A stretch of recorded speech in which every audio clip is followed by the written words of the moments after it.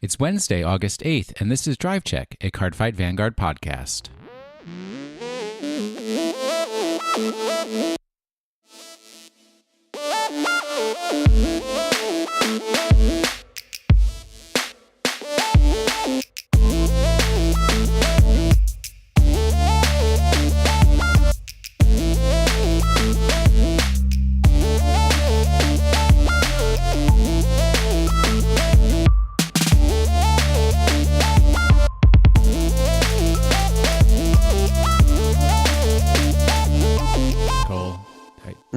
You're there, right?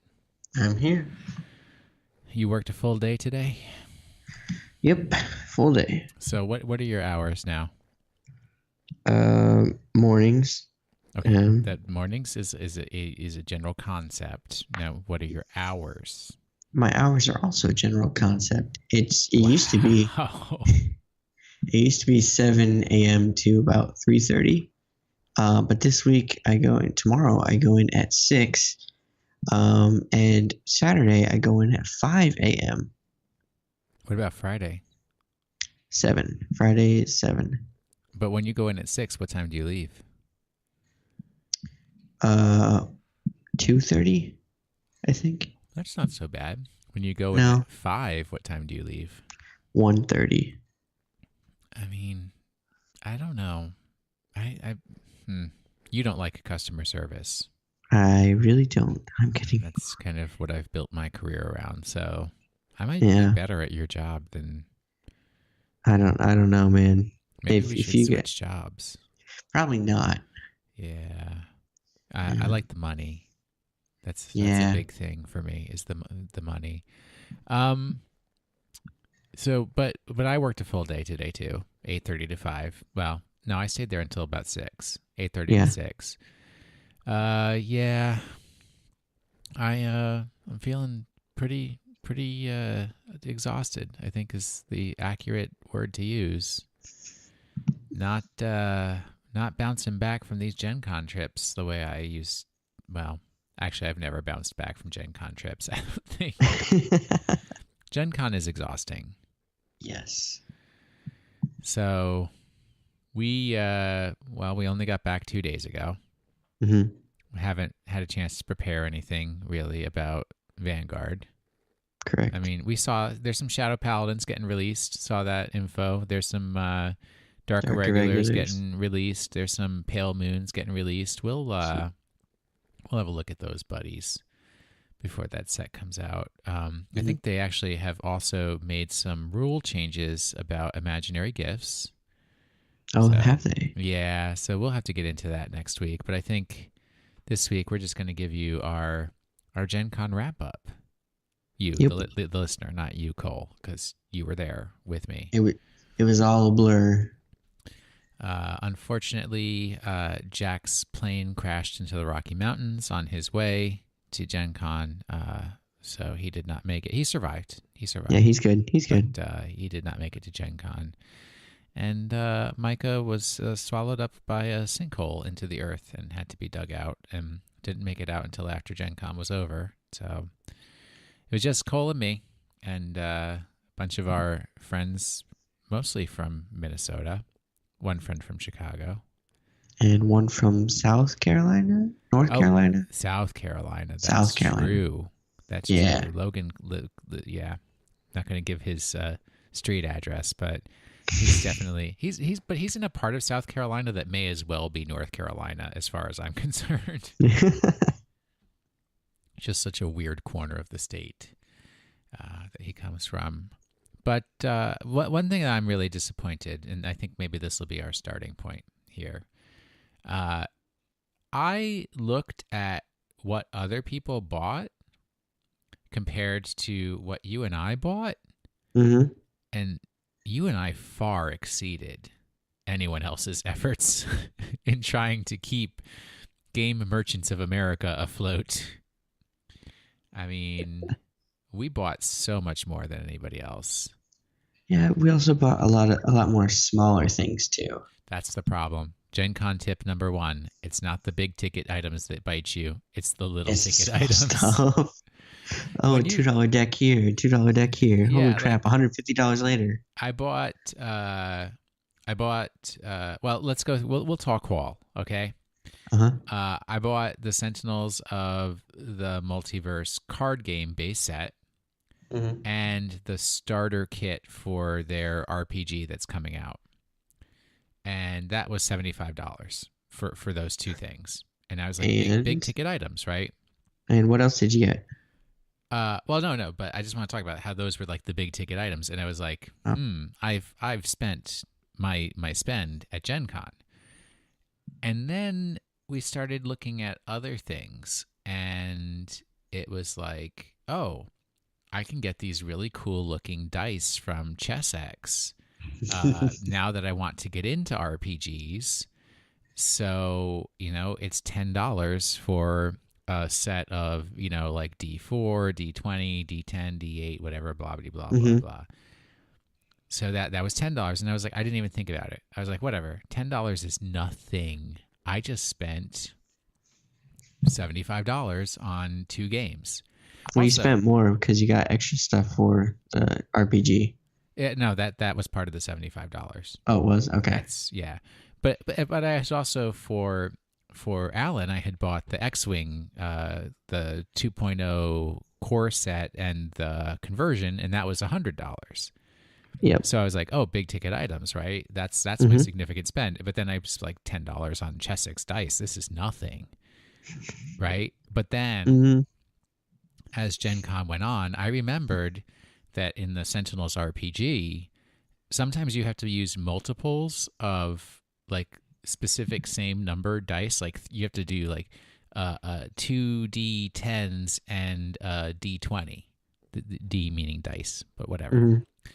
So I was like, I'm going to need more dice.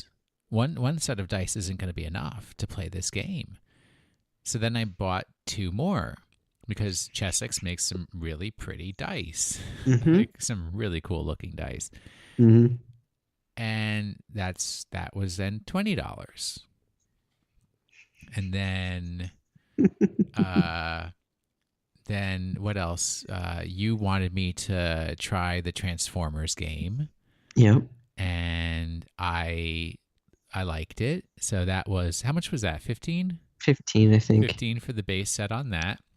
And then while we were standing there, we saw the Magic Planeswalker deck, and I've still, I want to learn how to play Magic the Gathering, so another $15 for that. Then you and Mr. Rory convinced me to try Lightseekers. And you were so adamant about that I ended up spending $15 on a Lightseekers deck. But you did get 5 free booster packs too. Did I get 5? I did get 5. I got 5. Yeah. Yeah, hooray. Just hemorrhaging cash. Then, our friends over at Tuesday Night Games, now that I'm Mr. RPG here, right? So I had to get a copy of Mothership.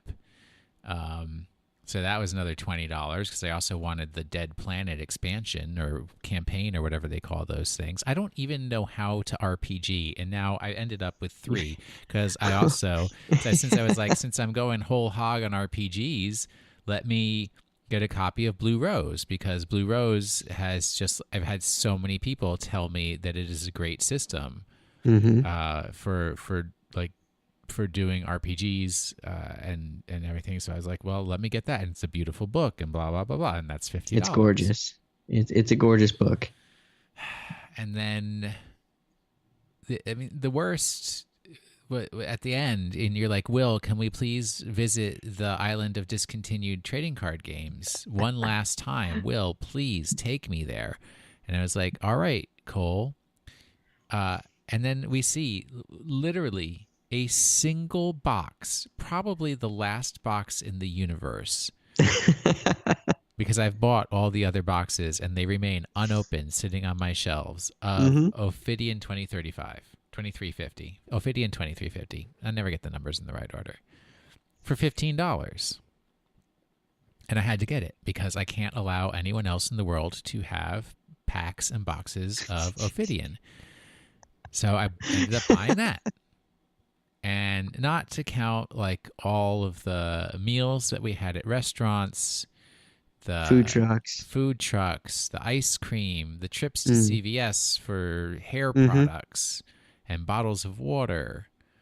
Mm-hmm. And the interesting thing though, so this is the tip, kids.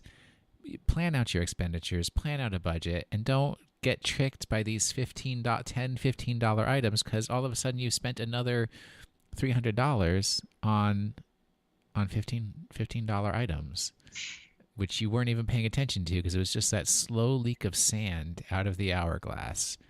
I don't think the hotel charged me for the hotel.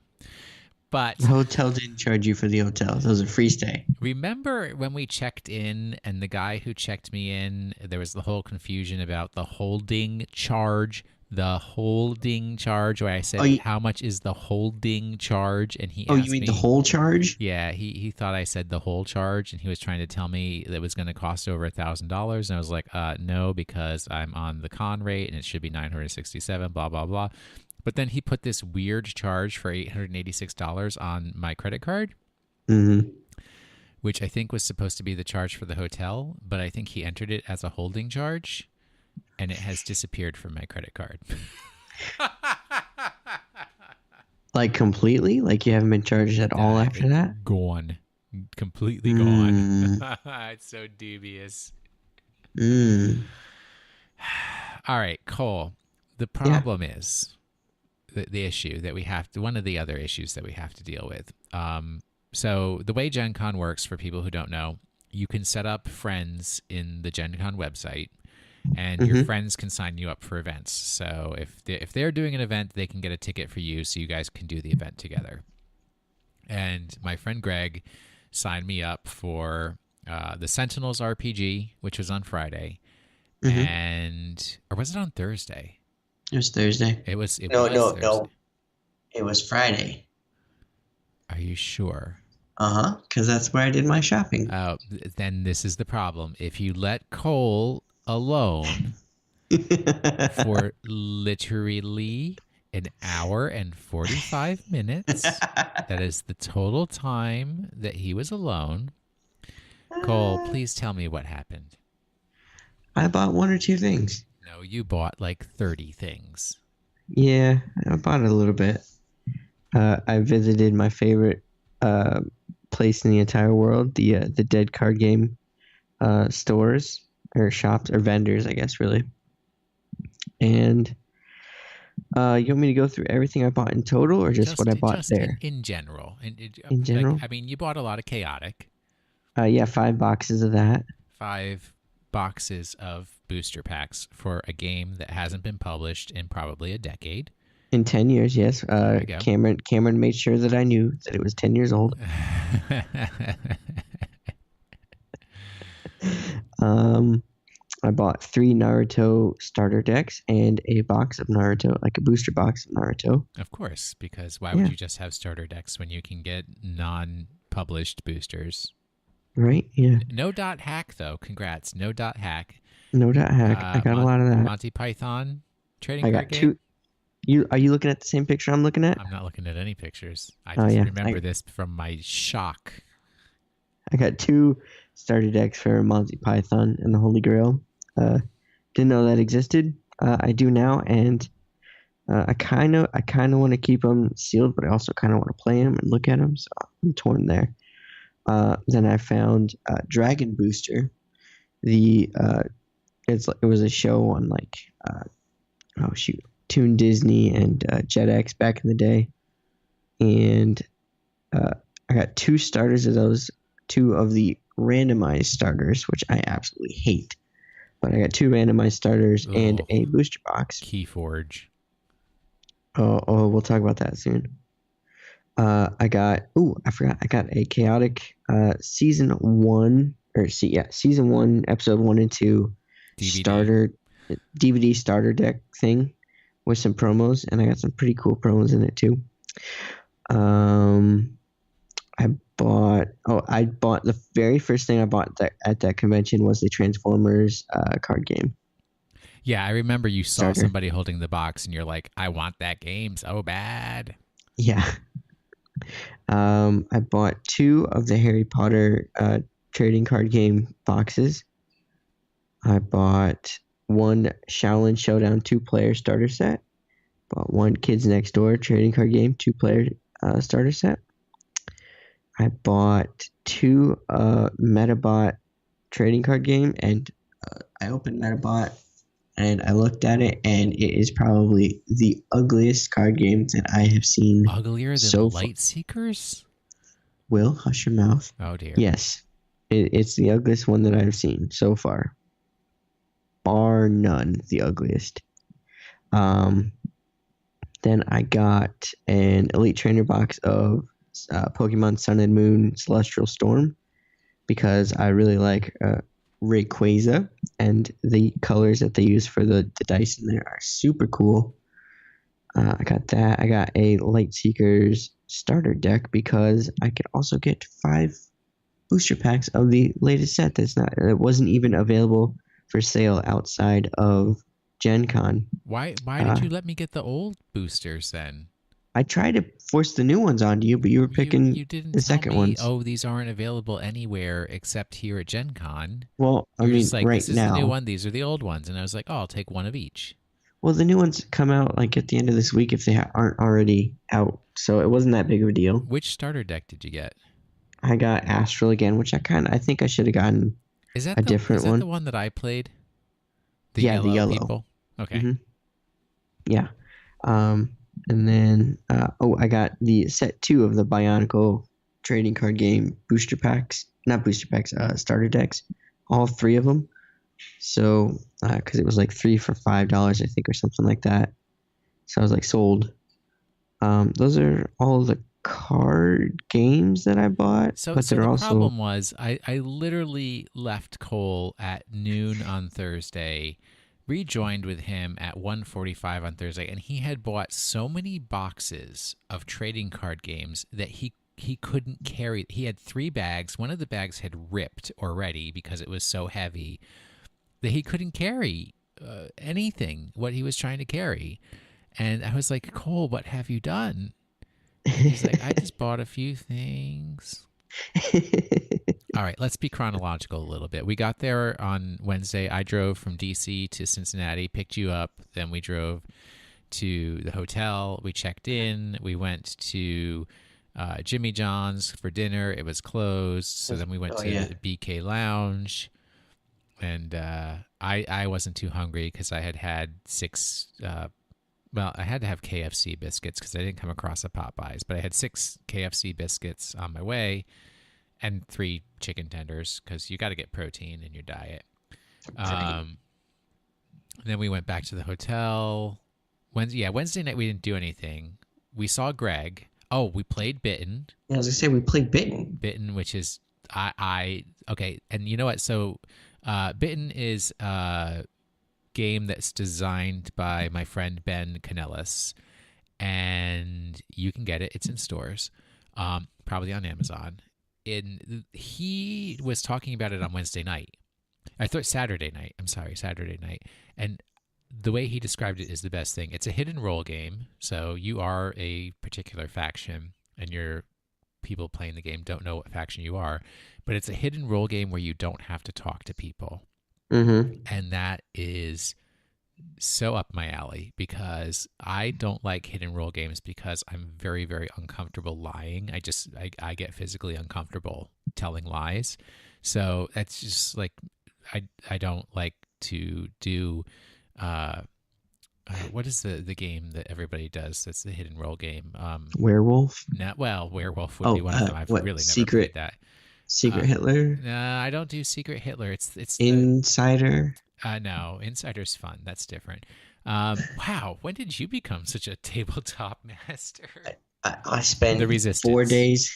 4 days at GenCon. I'll do it. Yeah, the Resistance is the big hidden role game that has been popular for the longest amount of time. But I don't like it because you have to lie. You have to convince people, trick people, blah blah blah. But with Bitten, you don't have to talk to anybody. They see how you play your cards and they make assumptions based on how you're playing your cards. That is all. It's great, and it's a lot of fun. The win conditions are a little tricky, take some time to understand, but once you understand them, it makes perfect sense for what's going on. So yeah, that was our Wednesday night. Then all of us, it was me, you, and Greg, realized we were, wait, did Jeff get in on Wednesday night? Jeff did not get in until Friday. Thursday? No, he got in at Thursday night at 11:30. Oh, it was Thursday. That's right. I just saw him Friday. So then Thursday was the first day of the con, and that's where, actually, I think we were a little late getting down there. We were. But that's so I pretty much went directly in to play Sentinels of the Multiverse role-playing game, which this is literally the first time in my entire life I've ever played a role-playing game. And for those of you who don't know, it's like Dungeons and Dragons, except it's not dungeons, it's not dragons, it's superheroes versus supervillains. Mm-hmm. And I just had a ton of fun. It was me, Greg, and Jeff. Oh wait, Jeff must have been there then. So it was. Yeah, no, you did. There was something else that you did. It was that panel. Oh, that's right. Yeah. That's what I had. It was the diversity panel. I can't. Mm-hmm. There were a lot of diversity panels. I can't remember the name. It might have been like queer as a 3-sided die or something like that. Yeah. So yeah, that was wow. We've already lost track of time. Right. On what happened.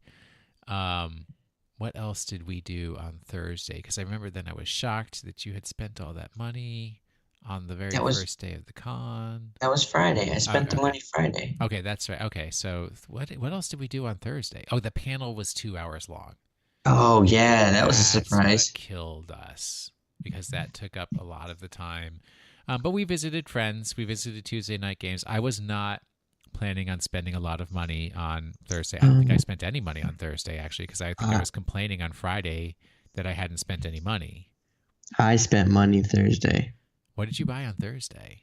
I bought That's Not Lemonade. 2 Rooms in a Boom. I kickstarted that, so I was like, actually, let me. And they were giving out the Kickstarter ones, but I was like, you know what? I'll eat the shipping and not have to carry this around the con for the rest of the day. It's actually it was a really small package, so that's great. Yeah, That's Not Lemonade is a small package, but it's a fun game. Yeah. It's a lot of fun. It's like blackjack. Yeah. Except with lemons and potentially not lemons. Lemonade. Yeah, and then I bought a convention exclusive Overwatch Stealth Sombra little mini mini figure thing. Got to the hotel room later that night, realized that it had like some marring in the plastic on the face, so we tried to return that Friday, and I did. Oh, they allowed you to exchange it? Yep. That's cool. Yep. And even I had 2 people look it over too before they handed it to me. I didn't ask them to; they were just looking to make sure that it was good. And they handed it. Yeah. We met up with some friends on Thursday night because Greg had bought Friend or Foe like immediately, like walking into the con. He like within 10 minutes bought Friend or Foe. So we played a little bit of that. For Thursday dinner, wow, is that the night we went for barbecue? For cookout? Yes, yeah, because it was Greg and Logan who joined us. Yes. All right, so the thing about GenCon, I'm probably ruining this now for any people who go to GenCon who know, is there is a barbecue place that's just little tiniest bit over 1 mile away from the convention center, and that is sufficient distance that most people from GenCon will not travel that far to go to a restaurant, so it won't be crowded. But for me, it's not too far. And I also know a secret pathway through the mall and everything to get there. To stay in air conditioning. So that's one of my favorite places to go. And we had a good dinner.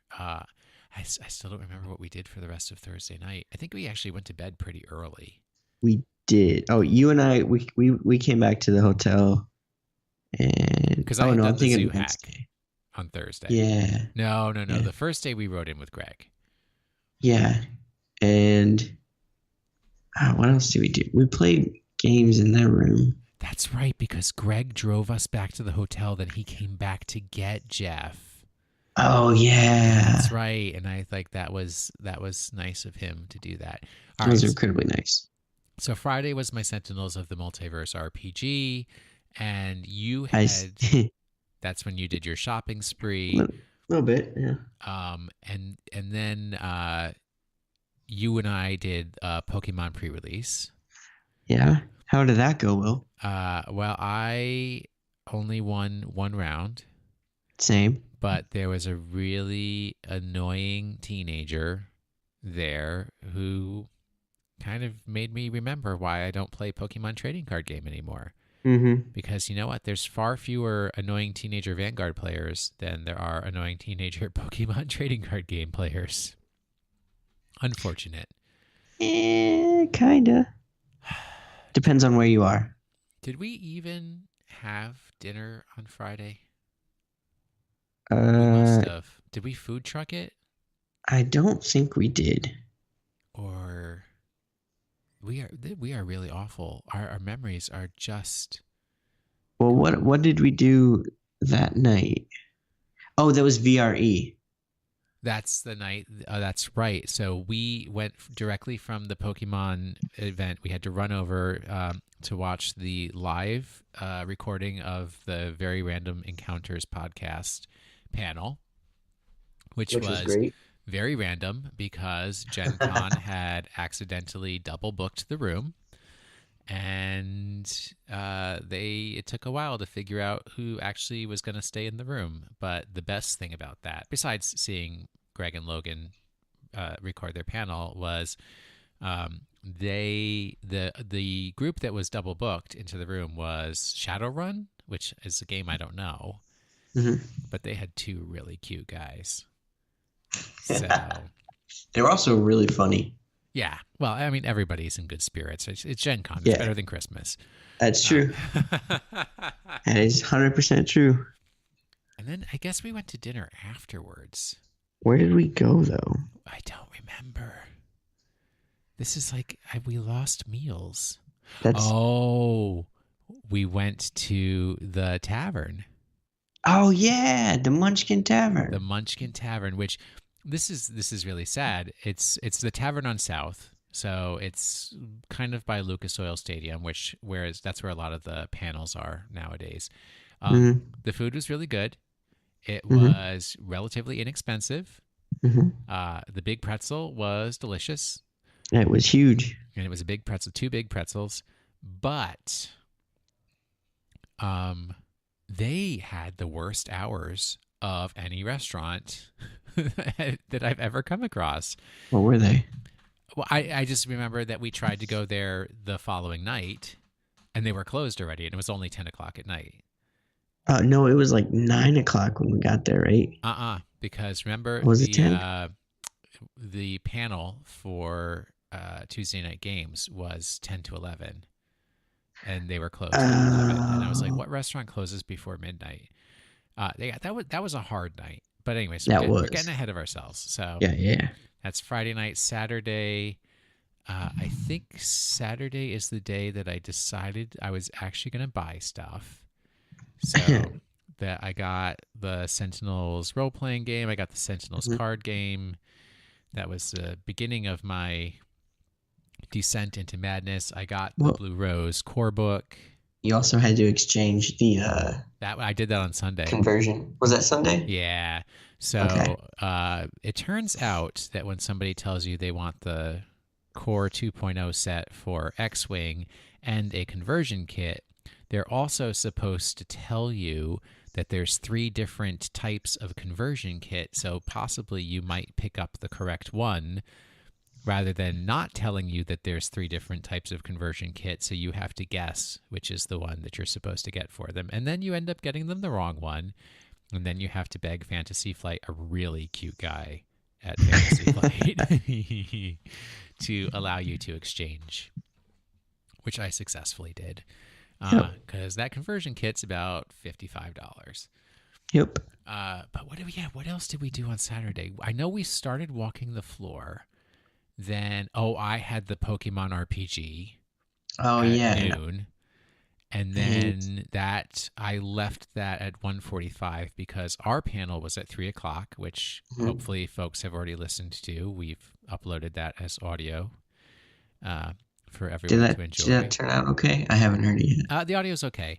Also, if anybody's curious and cares to go back, in the show notes, at least you'll be able to see it on SoundCloud. I don't know if you'll be able to see it on other podcast players. I included a link to the actual presentation that we did, which is in Google Slides, so people can actually see what went along with our audio as we were going. And we actually should make the errata. I actually thought of two things that should be errata, but number one, when we were talking about events in 2017, 2018, we forgot to mention the Gear Chronicle card that allows you to have a second main phase. Oh, yeah. Which was pretty crummy. Yeah. Still good, too, by the way. In case you're wondering. In premium, I'm sure it is. And what was the other thing I was thinking of that we forgot to mention? Well, I'm forgetting to mention it again. Yeah. So that's okay. It'll be left to dust.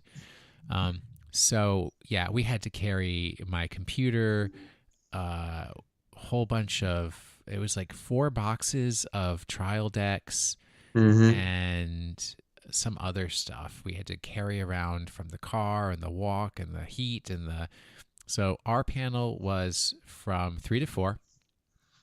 Then we hosted a play session from 6 to 9. So between 4 and 6, we really didn't do very much. We went to eat. Oh, we had that. I had the Jamaican jerk chicken. And I had a Jamaican jerk catfish dinner.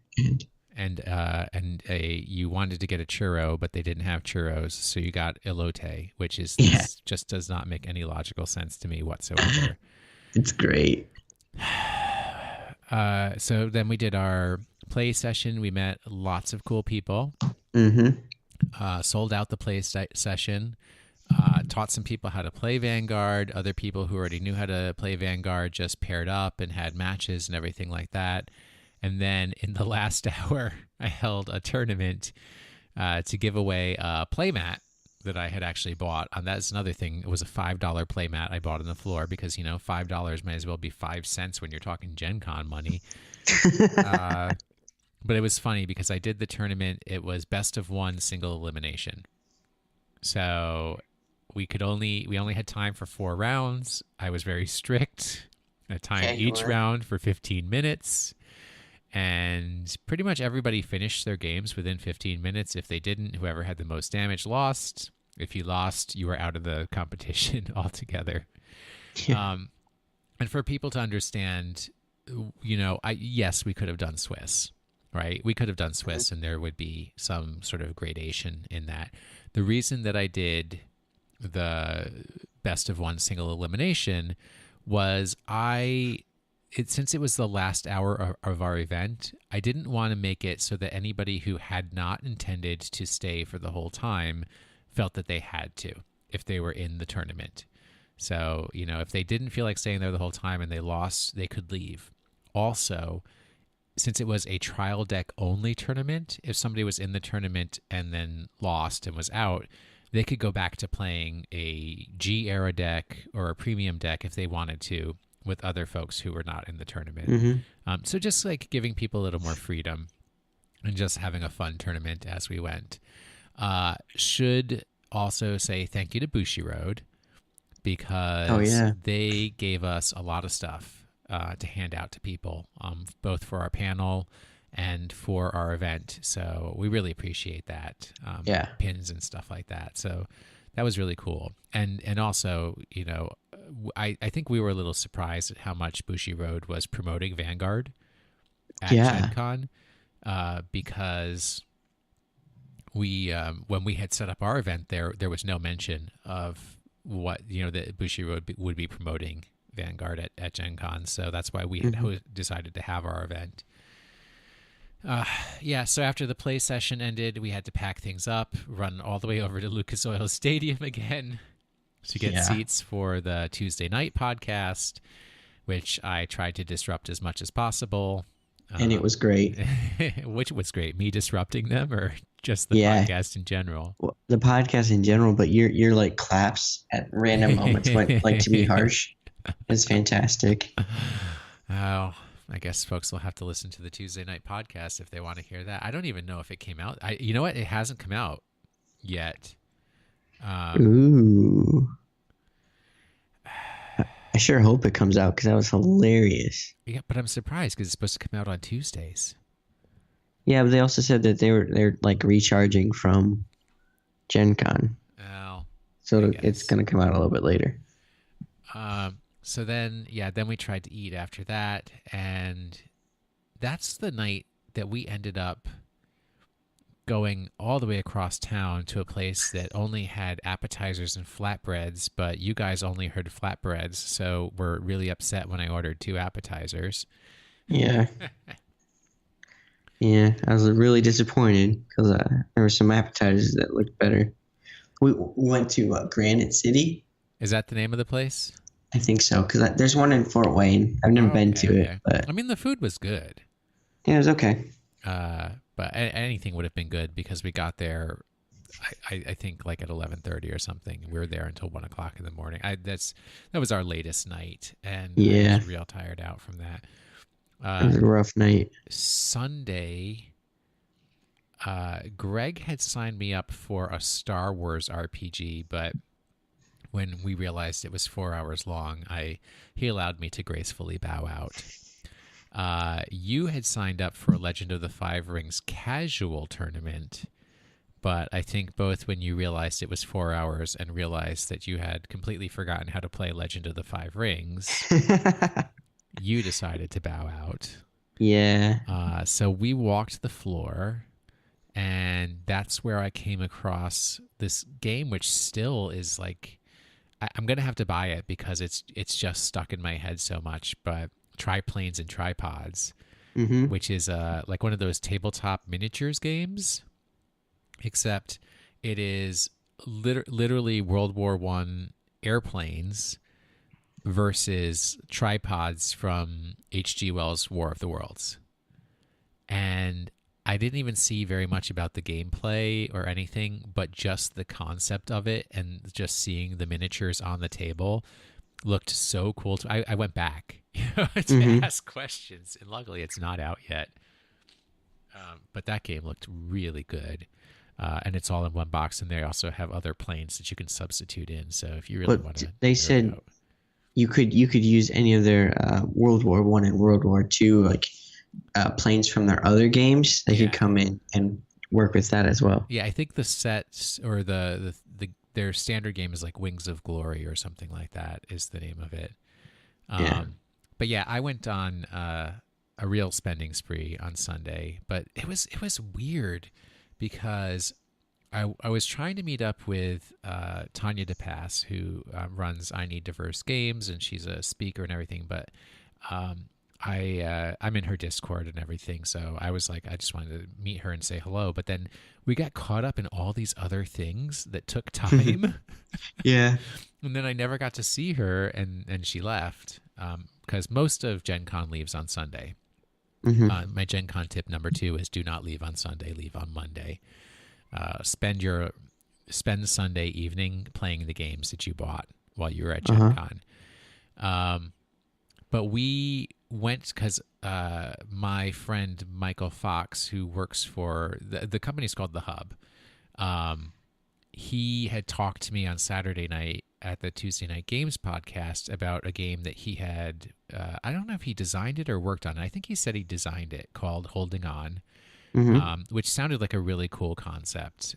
Basically, Definitely. It's a hospital management game, which I've never heard of before. Right. But you're trying to like recover the life story of a person who is like dying in your hospital. But I just wanted to play it because Michael's a friend, and it actually sounded like a cool game and everything like that. But when we went over there, this is how Gen Con, I don't know, roadblocks, pitfalls, rabbit holes happen. We started talking to Rory, who is, I guess, the owner of Hub Games. And the president, I think it was. Was it? I did. You know what? He gave us his card, and it's across the room, so I'm not. I got it right here. What is his title? Wrong one. Let me get the right one out. I got so many business cards. Oh, here it is. Oh, it's Hub Games, by the way. Yeah, that's what I said. You said the Hub. Oh, oops. Yeah. So it's he's the company owner. Okay. Well, there you go. Yep, right there. Well, also turns out that he's a huge Vanguard fan, and actually used to be a tournament organizer for Vanguard in Belfast, which is in Northern Ireland, part of the UK. And we just started talking about Vanguard, and I think we were talking about Vanguard with him for about an hour, and showing him like what the reboot decks look like, what the cards look like. We're like, because he stopped playing when G Guardians came out, and we were like, we're gonna get you back into Vanguard. So we're showing him the decks, talking about them, and then he was like, well, first, so they make a game called Blank. Which they describe as Uno Legacy. So if you know Uno, it's the color and number matching game. So it is a card game, but I haven't opened mine yet. I haven't either. Every round, at the end of the round, the winner gets to make a rule that then carries forward into the next rounds of the game and everything like that, which is really cool. It's like you really make your own rules, evolve the game as you play. So he gave us the challenge, and he very kindly gave us each a set of Blank to see if we could make Vanguard out of Blank. You know, using the set, using the rules and functionality of the game to see if we could get it to turn into Vanguard. I'm so excited to do this. Yeah, I might actually try to do a video and put it up on our YouTube. I'll get a bunch of people around here to try to do that, and see if we can do it.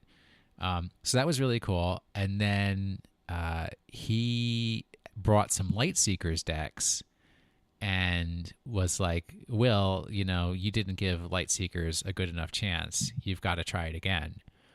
So then Cole and I sat down, and Cole taught me how to play Lightseekers, and I was like, oh, even though I hate the art in this game, the way it plays is really cool. So then I had to go and buy, because you literally should have seen Cole say, you get 5 free booster packs.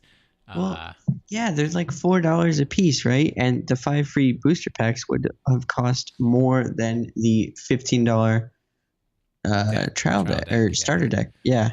So like I got a Dread starter deck. So yes, and Sunday was the day where we were really purpose driven. So I was like, I want to exchange the Star Wars conversion kit, and thank you Fantasy Flight Games and Very Handsome Man who allowed me to exchange it. And I wanted to do the Learn to Play Magic thing. So we picked up they give you, it's in one box, it's 2 30-card Magic decks. So we each picked up one of those, but the line for that was really long, and the line for Transformers wasn't as long. So we got in line for Transformers because you kept telling me I could get a Decepticon. So we got, and we trialed Transformers. Transformers plays a lot like Vanguard, very similar. I don't know about, you know, we're playing one Transformer versus another Transformer, so it was like one card versus one card. Yeah. But just the fact that when you attack, you are checking for boosts to your attack, and when you defend, you're checking for boosts to your defense, that kind of stuff. Yeah. And you're kind of winding down the other Transformers' life counter, so until they hit 0. So yeah, and then that's when I ended up buying that and the Magic thing. And then so I bought Lightseekers, and then everybody wanted to get together again. Mm-hmm. We were at that point. So we met. Where did we meet up with everybody? The JW. No, because No? there was something before that, because then you were like, can we please visit the Island of Dead trading card games again? And we went in and we did that. I bought Ophidian. We were going to try and see if we could find Rory again, I think. And the Dead trading card game was on the way to that part of the convention hall. That's right. We had to bring him back his Lightseekers decks or something like that. So yeah, but he had already taken off to go someplace else. So yeah, then it was the end of the day. We went over we had a room. So for folks who haven't gone to GenCon, a lot of the hotels will set aside rooms like normally like rooms where you would have conferences and stuff like that, and they'll just have tables in them, and it's open play tables. So we found a room. We were in there hanging out with people, playing some games. I forced Cameron to play a game of Vanguard with a real Vanguard deck, not a trial deck. And then our podcast friend Alec, who we've talked about before, came in with his wife and his dad, because we had talked about previously meeting up with him and playing some Vanguard and getting dinner. And that's exactly what we did. That's exactly what we did. We played some Vanguard, and then we tried to go back to the barbecue place to get dinner, but it was closed on Sundays. I wish I would remember this. So we ended up going to B-Dubs. And, another Gen Con tradition. That we tried to avoid, but we were unsuccessful. So then, that was cool. Hung out with them for a couple of hours. And then Alec it was time for him and his dad to go home. We went back to the JW. Everybody was up in the room. And it was like, that. It's the weird thing about Sunday night at Gen Con is that time goes very fast. It was so quick.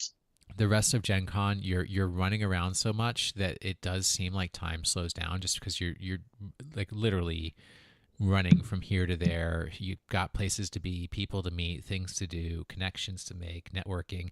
I mean, I think for me and Cole, maybe a little more of the networking and stuff, just because we have so many friends and we're growing friends in different gaming companies and who do podcasts, and there's real value for us in making those connections than sort of somebody who just shows up for the gaming and everything like that. But also just walking the floor, looking at things, trying different games. That just it seems to like make time expand. And then on Sunday, when it's just like you and your games and you want to play with your friends, but it's over, and you've got to get to sleep at a reasonable time because you're driving back to DC the next day. Oh dear. Yep. So yeah, and then on Monday, we got up, got everybody together, went to Bob Evans for breakfast. Highly recommend Bob Evans breakfast. Inexpensive, good food. Surprisingly good. Yep. And drove you to Cincinnati. Thank you, by the way. Drove me back to DC. It took 12 hours total, when it normally should take 9. But I did take a nap somewhere on the way back. I think I was in Western Pennsylvania when I took a nap. I'm not sure. But so let's talk about, we've been yakking for a while here, but let's talk about some of the highlights and lowlights. So one thing, what did I buy? Oh, it's when I did the exchange of the conversion kits. The conversion kit. And what I didn't realize is that Fantasy Flight is coming out with, I wouldn't call it a trading card game or a collectible card game, because you don't really collect. There's nothing to collect. So it's Keyforge. Yeah. And so tell me, what is the core idea of Keyforge before we get on to the next part of it? Okay, so Keyforge was revealed at Gen Con this year. And the idea of it is first off, it was made by Richard Garfield, who, if that name sounds familiar, he's the guy who created Magic the Gathering. And he'd always wanted to do the idea of having a randomized deck that you would just pick up and play, and no deck would be the same, and there's no deck building. It's just you get the random deck, and then that's what you do. He'd been toying around with that idea for, like, he said, 10, 15 years, and the technology to randomize everything had advanced so far that he could actually do it now. So instead of a normal trading card game where you would build a deck from cards from a booster pack and whatnot, there is no building of decks. You literally buy I don't remember how much it would have been, but let's say a $15 starter deck or $15 deck. The cards within it are completely randomized. They will be of one of a few different factions. I think it's 7 factions, and each faction plays differently, and the deck will consist of cards within that faction. However, the cards are completely random, and each deck is also blind and random. So if you didn't like one of the decks that you had, you were kind of out of luck, and you'd have to buy another $15 deck, and hopefully you get a deck with a faction that you like or that plays well. You cannot mix the cards together because each deck has its own unique card back. From what I recall from reading. Okay. That's why you can't mix them together. And we never got to trial it because the tables for it were always too crowded. Mm-hmm. So we could never get close to it. So I know 2 people who said that they talked to people at Fantasy Flight about Keyforge, and I think one of the things was about that you can't do boosters, you can't change your deck up. Mm-hmm. It's randomly generated by the computer, and the question was, well, what if you don't like the deck that you get? And the answer is, well, you have to buy another deck. My response was, this goes right to the heart of what I always try to remind people and inform people, and nobody wants to listen, is that the goal of business is to increase value for the shareholders. That this is a fantastic idea because somebody literally thought, why have people buy a bunch of $4 booster packs, or not buy booster packs at all and just wait for the secondary market and buy singles when you can just force them to buy an entire deck every single time.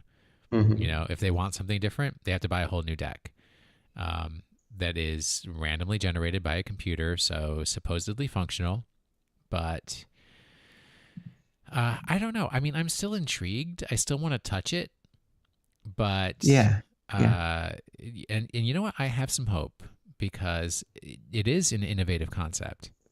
It is innovation. I would like to see it play out well and be fair for both the players and make money for the company, because they do need to stay in business and they need to make money in order to do that. So that's kind of the low point, right? That where we were a little excited for Keyforge, but then hearing all these things about it. Well, I have a question for you, Will. Yes, sir. Do you think that if this game was strictly digital, and the price to buy a deck was a lot lower, do you think it would have would it make more sense to go digital for this than physical? I mean, yes, that does make sense. But there's people like me who I don't like digital card games, even though I have installed the Lightseekers app on my phone. Have you tried it? Yeah, I've played the first 3 rounds. It doesn't let you do anything until you play the first 3 rounds. So I had to. Thanks for the warning. Oh, I totally forgot about that. Anyway, but I mean, I think it would fare better because it would be a cheaper cost of entry. Also, I think you could do a little bit more with the random aspects because you wouldn't have to worry about printing certain requirements and whatnot. You just have the computer generate those random decks. And plus, I feel like it'd be easier to have leagues for it and whatnot. I don't know. I feel like digital for this kind of idea would be better than physical. Well, let's see how it plays out. True. What was your highlight from the con? So last year you got to meet the designer Mike Elliott. You got to meet Mike Elliott while we were playing Pokemon Go.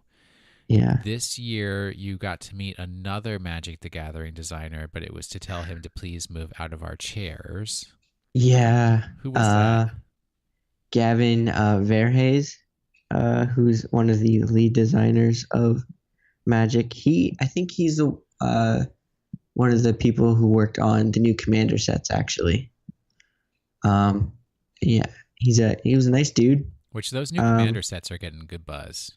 Yeah, dude, they're so cool. We can talk about them later. There's some other people who have told me that they learned how to play Magic on Commander, so they're putting a lie to what you told me. I saw that, and I don't know. Like, Commander is a mix of all of Magic together, so it's all of Magic's confusing keywords and abilities and whatnot. Ugh. Yeah, that's why I said it. Like, Commander's a great format, but it's like a separate game from Magic, honestly.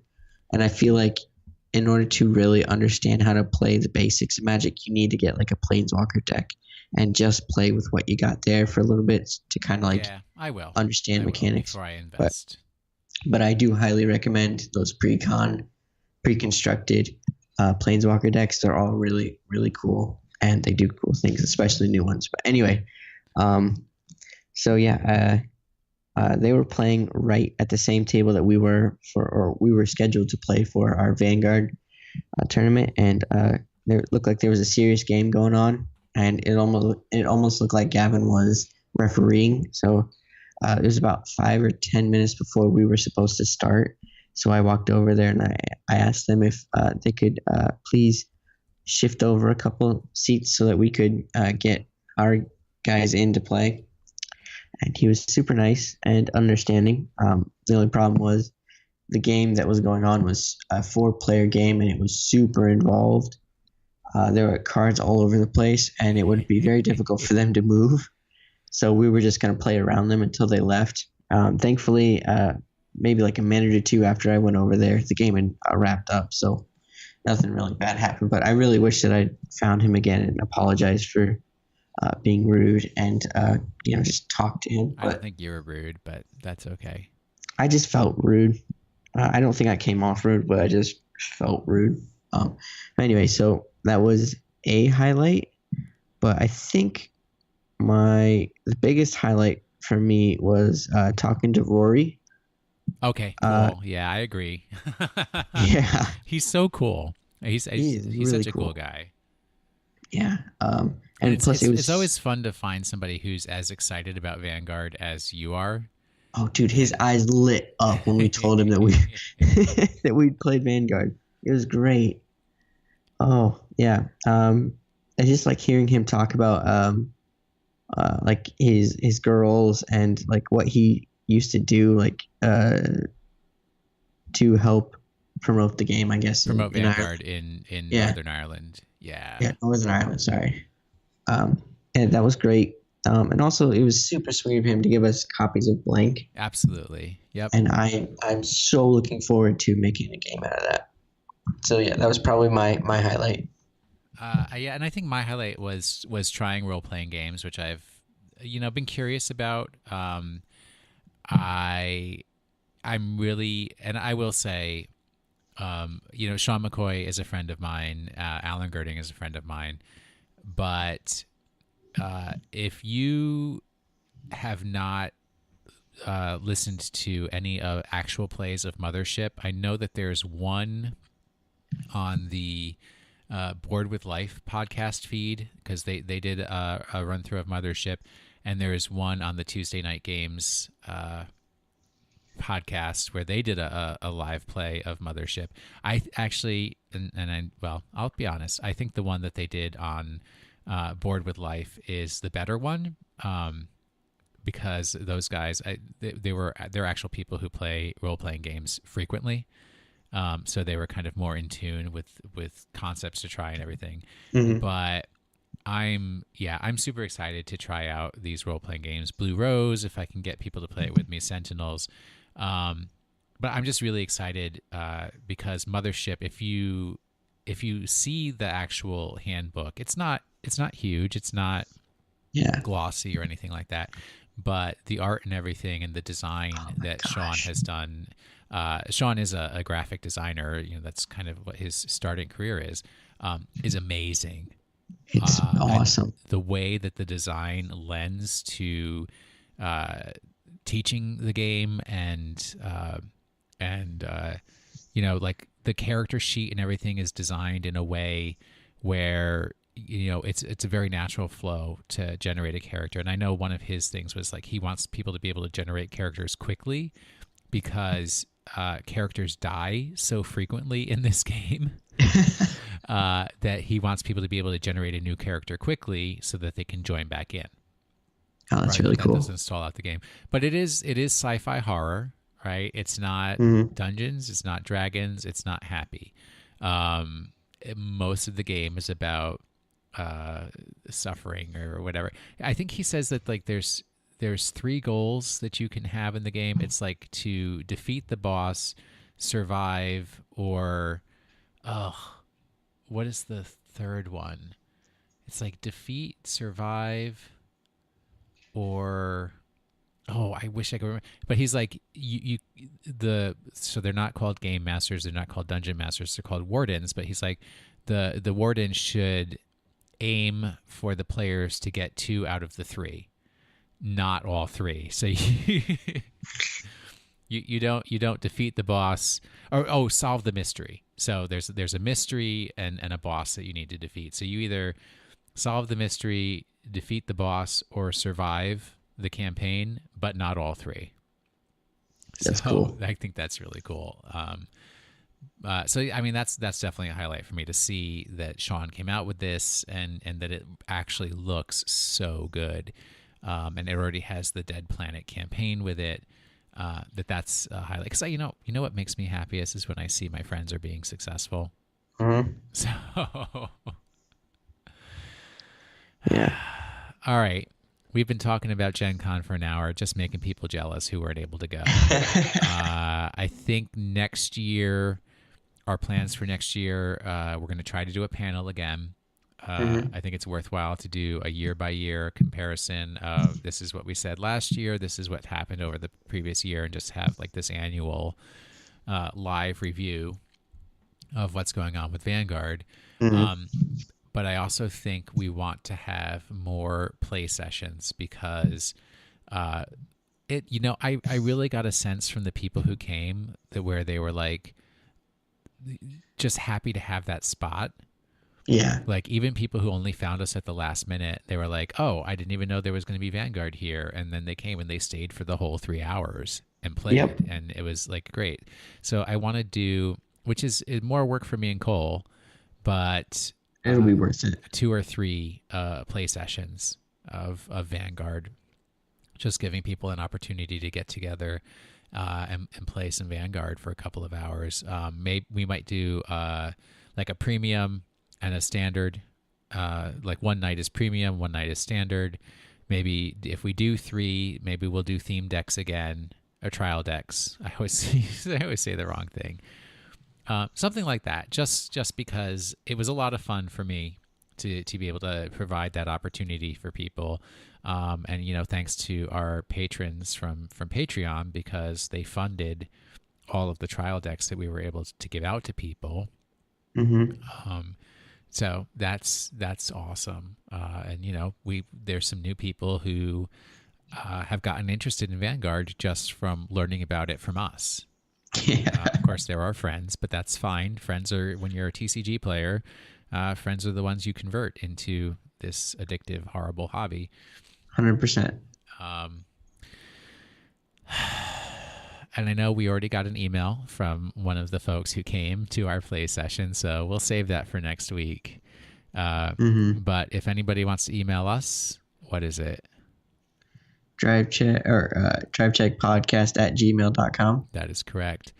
If people want to contribute to our Patreon and give us a few bucks to help us pay the SoundCloud hosting and other fees and everything that we have so that we can continue providing you with dubious quality Vanguard content, tales of our adventures at conventions and everything we go to. And also, Cole and I are thinking about going to PAX Unplugged. So keep your ears peeled for that.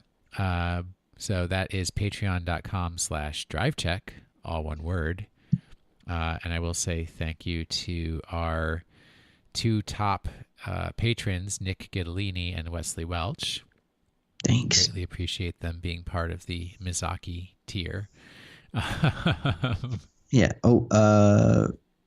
Can both of you, Nick and Wesley, DM me on Twitter your addresses? I've got some goodies to ship out. Oh, I'm gonna send a message to all of our patrons. Okay, good. I have a way of doing it through Patreon. So just I didn't know that. Folks, check your emails so that because we did print up some custom things, some swags, as the kids like to say, that we will mail out to you guys as thank you for supporting us over the past few months as you have. And so that was the Patreon. If you want to reach us on Twitter, it is @drive_check. I've been a little busy for Twitter, but I always look at it when people tweet at us there. So it's still viable. If you want to reach me directly, Will Anderson, you can get me at @WashInTheSink. I am at Cole_McCune, COLE_MCCUNE. All right. Thank you for listening to this week's episode of the Drive Check podcast. This is in reference to how you feel, Will. Ready? Sure. The next 72 hours will be nothing but this, over and over. Is that a flavor text? Yeah, it's not from Vanguard though. What is it from? Naruto. Yeah, there might be a reason why I'm referencing a Naruto card. Keep posted at the Drive Check YouTube. Some stuff might come out. Are you doing box openings of non-Vanguard sets? Yeah.